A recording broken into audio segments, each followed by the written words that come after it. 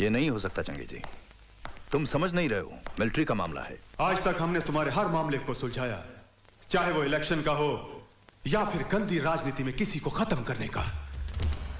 याद है इस राज्य में आतंकवाद को फैलाया किसने, उसे पैदा किसने किया? बस तुम अब शॉर्ट में समझो, हमको ज्यादा समझाने का आदत नहीं है। उन चारों को किसी भी कीमत पर छुड़ाना होगा। और हां, उन चारों में एक मेरा छोटा भाई शकूर भी है, जो हमारे जिगर का टुकड़ा है। और अल्लाह कसम, हम अपने छोटे भाई के नाम का फातिहा नहीं पढ़ सकते। मगर चंगे, मगर कुछ नहीं, किसी भी कीमत पर उन चारों को छुड़वाना तुम्हारे जिम्मे है।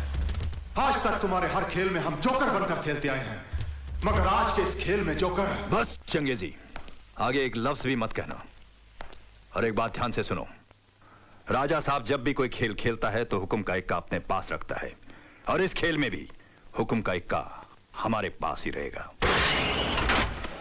उठा लो इसे।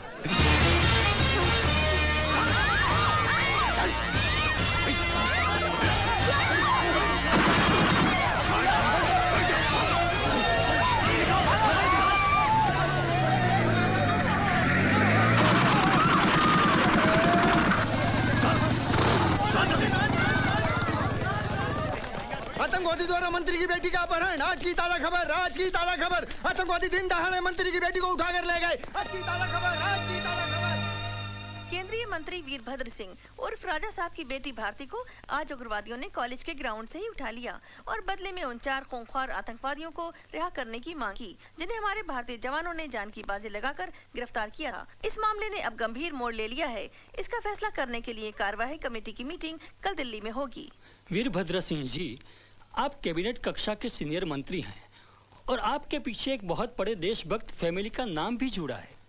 माफ कीजिए मगन भाई, ये देशभक्ति, समाज सेवा, कानून, ये सारे अल्फाज किताबों में बंद ही अच्छे लगते हैं।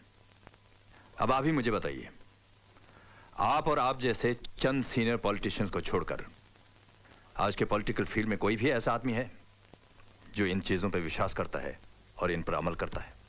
Let's be practical. आज राजनीति एक धंधा बन गया है, धंधा। इसका मतलब उस मिशन में हुई हमारे फौजियों की कुर्बानी बेकार जाएगी? देखिए, फौजियों के साथ मेरी बेटी को कंपेयर मत कीजिए। किसी भी हालत में मैं उन 4 टेररिस्टों के लिए अपनी बेटी को कुर्बान नहीं कर सकता। क्या जमाना आ गया है, लगता है महात्मा जी की बात सच होगी। मगन भाई, ऐसी कुर्बानी देने वाले नेताओं की आजकल सिर्फ मूर्तियां बनती हैं, जिनकी साल में एक बार सफाई की जाती है और मालाएं चढ़ाई जाती है, और बाकी के तमाम दिन परिंदे उनका आदर सत्कार करते रहते हैं। एक बात और मैं आप सबको बता दूं, आज मैं आप लोगों का भाषण सुनने नहीं आया हूं, मुझे फैसला चाहिए, वो भी मेरे फेवर में। ये तो सरासर ब्लैकमेलिंग है। ऐसा ही समझो। हर हालत में मुझे मेरी बेटी जिंदा चाहिए। अगर उसे कुछ हो गया तो आपकी ये मिलीजुली सरकार उड़ी समझो। 30 MP हैं मेरे पास, जिनके बलबूते पर आपकी ये सरकार चल रही है। इसे धमकी नहीं, मेरा फैसला समझना। और सब जानते हैं कि वीरभद्र सिंह जब फैसला सुनाता है तो कभी नहीं बदलता। सर, क्या फैसला हुआ आज की मीटिंग में? अभी तक कोई फैसला नहीं हुआ है, मगर मैंने अपना फैसला सुना दिया है। एक बेटी तो क्या, अगर मेरी 10 बेटियां भी होती तो मैं उन सबको अपने देश के लिए कुर्बान कर देता। इन आतंकवादियों को इस मुल्क से हमेशा के लिए खत्म करने की कसम खाई है मैंने। और ऐसे मौके पर अगर हम जैसे लीडर झुक जाएं तो इस देश की जनता का क्या होगा, इस देश का क्या होगा? सर एक मिनट, सर रुकिए तो। सर फिर कमेटी का फैसला क्या होगा? अब फिलहाल उसके बारे में मैं कुछ नहीं कह सकता। हाईकमान का जो भी फैसला होगा वही हमें मंजूर होगा। केंद्रीय मंत्री राजा साहब की बेटी के किडनैपिंग केस में आज अचानक नया मोड़ आया, जिससे राजनीतिक गतिविधियां और तेज हो गयी। कार्यवाही कमेटी की मीटिंग में पर्दे के पीछे कौन सा राजनीतिक खेल खेला गया कि राजा साहब के न होने के बावजूद भी हाई कमांड ने ये फैसला किया कि उन 4 खूंखार आतंकवादियों को राजा साहब की बेटी भारती के रिहाई के बदले में छोड़ दिया जाएगा। इस मामले में हमारे दिल्ली के संवाददाता की एक रिपोर्ट। मनोज, क्या तुम बता सकते हो कि चारदीवारी के पीछे खेले गए इस खेल का असली हीरो कौन हो सकता है? राजनीति में कुछ भी हो सकता है, मगर यहाँ दिल्ली में ऐसी अटकलें लगाई जा रही है कि गवर्नमेंट गिराने की धमकी देकर राजा साहब कोई खतरनाक खेल खेल रहे हैं। मगर इन सारी बातों पर अब तो पर्दा पड़ा ही रहेगा, क्योंकि आज रात को ही उन 4 आतंकवादियों को छोड़ दिया जाएगा और भारतीय अपने घर वापस लौटेगी। और उसकी इस वापसी का राज हमेशा राज ही रहेगा। मनोज बाजपेयी, नई दिल्ली, आज तक।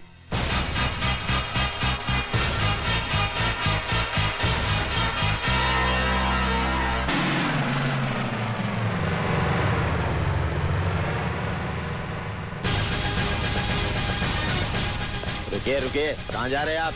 मंत्री अंदर है। मैं उनके घर गया था तो पता चला कि वो यहाँ पर है। साहब की जब तबीयत खराब होती है तब वो इस फार्म हाउस में आराम करने आते हैं। उनसे यहाँ कोई नहीं मिल सकता। कोई मिले या ना मिले, आज मैं तुम्हारे साहब से मिलकर ही जाऊंगा। आप किसी भी कीमत पर अंदर नहीं जा सकते।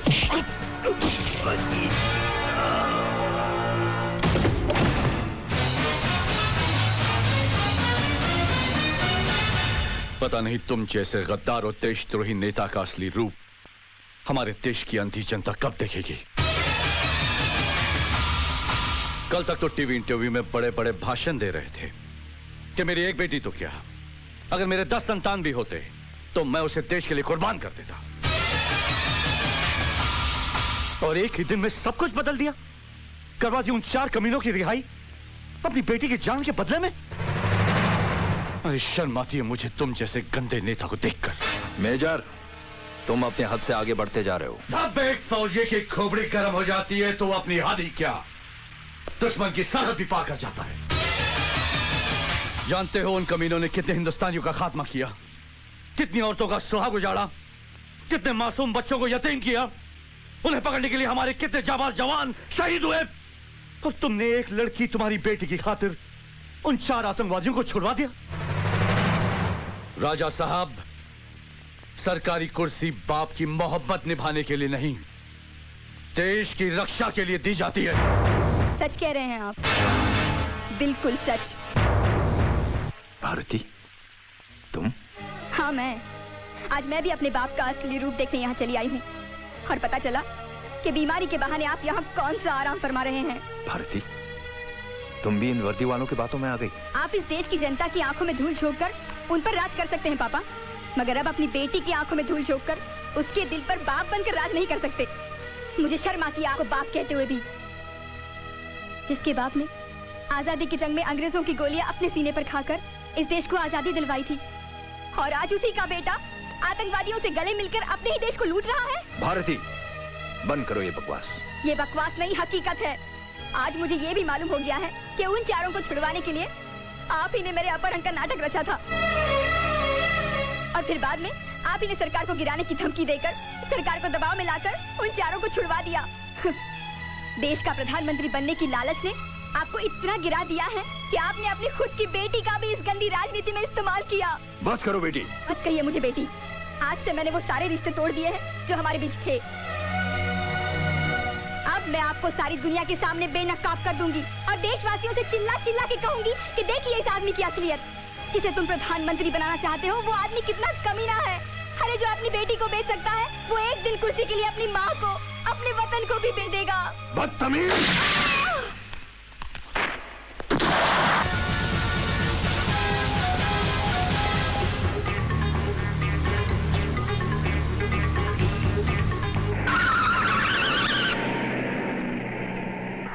वीरभद्र सिंह आतंकवादियों से मिला हुआ है sir. What? That's not possible. उसने अपनी बेटी को भी मार दिया सर, अपनी असलियत छुपाने के लिए। जी हाँ, वो इस वक्त मेरे कब्जे में, मैं उसे हेडक्वार्टर ले आ रहा हूँ sir.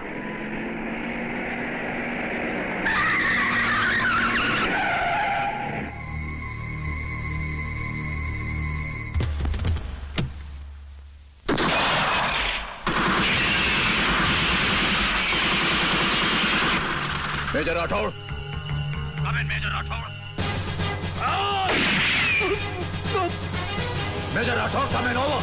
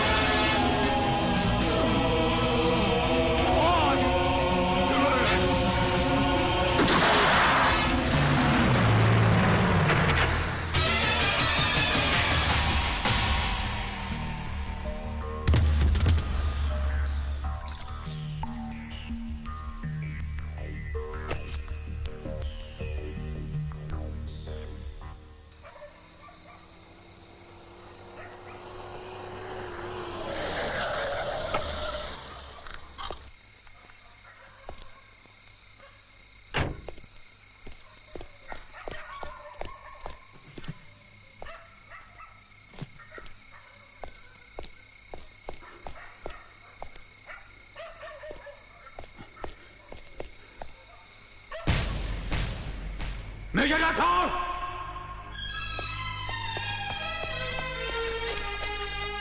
Major Rathore! Major Rathore! Major Rathore! Major Rathore! Major Rathore!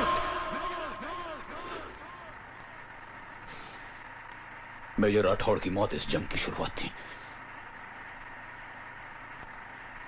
लोग कहते हैं शैतान की उम्र लंबी होती है, इसीलिए मेरी गोली से 2 बार बच गया साला।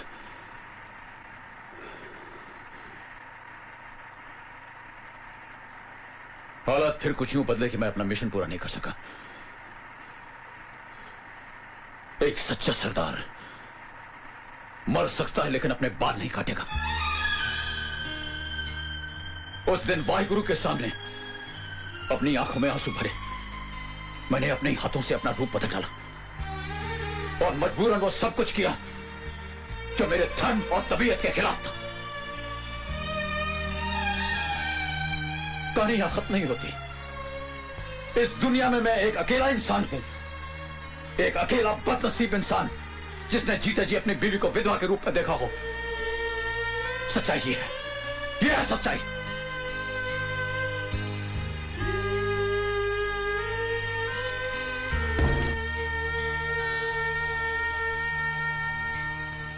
जिस मकसद से मैं आपका आर्मी हेडक्वार्टर लेके जा रहा हूं वो तो पूरा हो गया, लेकिन आपका मकसद अभी पूरा नहीं हुआ और कानून के दायरे में रहकर पूरा भी नहीं होगा।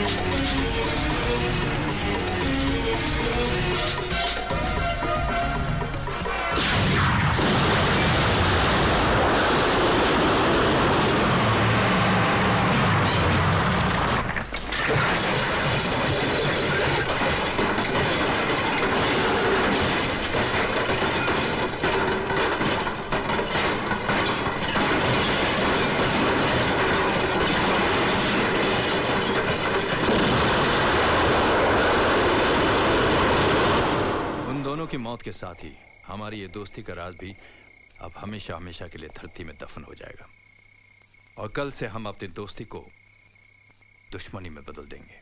वो अपनी दुश्मनी? हाँ, मगर सिर्फ दुनिया की नजर में। वो कैसे? मैं कुछ समझा नहीं। ओए, आने वाली नवरात्रि में तुम्हारा यह ऐलान होगा कि वैष्णो देवी के मंदिर में तुम पूजा नहीं होने दोगे। उस ऐलान के सामने हमारा यह चैलेंज होगा कि किसी भी कीमत पर हम माता के मंदिर में जाकर पूजा करके ही रहेंगे। चंगेजी, अगर हमारा यह मकसद कामयाब रहा तो समझ लो मैं नेशनल हीरो बन जाऊंगा। उसके बाद लाल किले पर तिरंगा लहराने से मुझे कोई नहीं रोक सकता। इंशाअल्लाह, इंशाअल्लाह। कुख्यात आतंकवादी गफूर चंगेजी ने वैष्णो देवी मंदिर में कल से होने वाली नवरात्रि की पूजा को न होने देने का ऐलान किया और उसके इस ऐलान पर मंत्री वीरभद्र सिंह ने उसे ये कहकर ललकारा है कि वो किसी भी कीमत पर वहां जाकर पूजा करेंगे। इस मामले में हमारे संवाददाता के पूछने पर वीरभद्र सिंह और गफूर चंगेजी की अलग अलग बातचीत। इस बार का ऐलान मंदिर की सीढ़ियों पे खून की नदियां बहा देगा और किसी में इतना दम नहीं है कि इस चंगेजी के ऐलान को ललकार सके। अरे कह दिया, इस साल नवरात्रि की पूजा नहीं होने देगा तो नहीं होने देगा। सर, चंगेजी के ऐलान के बारे में आप कुछ कहना चाहेंगे? हाँ, लोग बोलते रहते हैं। वो कहावत आपने सुनी होगी, कुत्ते भौंकते रहते हैं और कारवां निकल जाता है। ये हिंदुस्तान है। हिंदुस्तान में ऐसा कभी नहीं हो सकता कि किसी के कहने पर किसी मंदिर में पूजा रोकी जाए। मैं वादा करता हूं, उस मंदिर में सबसे पहले मैं ही खुद जाकर पूजा करूंगा, चाहे अंजाम कुछ भी हो जाए। अब चंगेजी और हम दोनों एक्टर बनने लायक हो गए हैं। ये आप लोग क्या कह रहे हैं? Yes sir, this is a fact. ये उनका प्लान है। अगर उनका ये प्लान कामयाब हो गया, ऐसा हो गया तो आतंकवाद फैलेगा। वो लोग हिंदुस्तान के टुकड़े कर देंगे sir. You may proceed. Thank you sir. Colonel Sodhi, sir army की नजरों में अब तुम वही देशभक्त और वफादार सिपाही हो। Thank you sir. मिशन की शुरुआत से पहले मैं तुम्हें एक सरप्राइज देना चाहता हूं।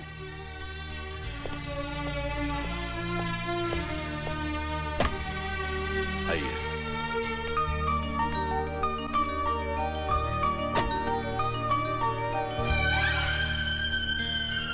अब अमृता भी तुम्हारी सच्चाई और वफादारी के बारे में जान गई है। मैंने इसको सब कुछ बता दिया है।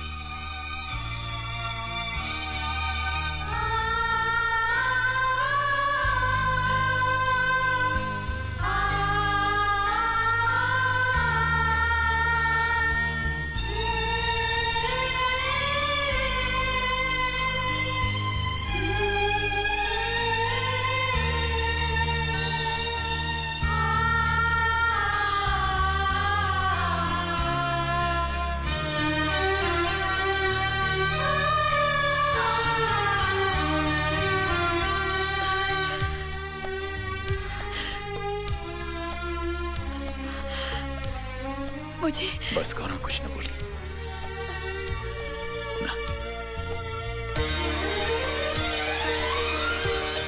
पापा। पिंकी, अच्छा।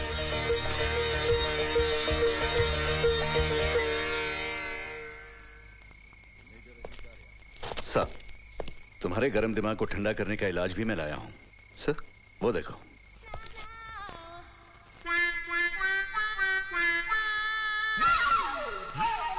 सर, एक नंबर की हफ्ताखोर है, करप्ट है। इसका और मेरा कभी कुछ घबरा मत मेजर। सर, आज से किरण ने भी सच्चाई और वफादारी की राह पर चलने की कसम खा ली।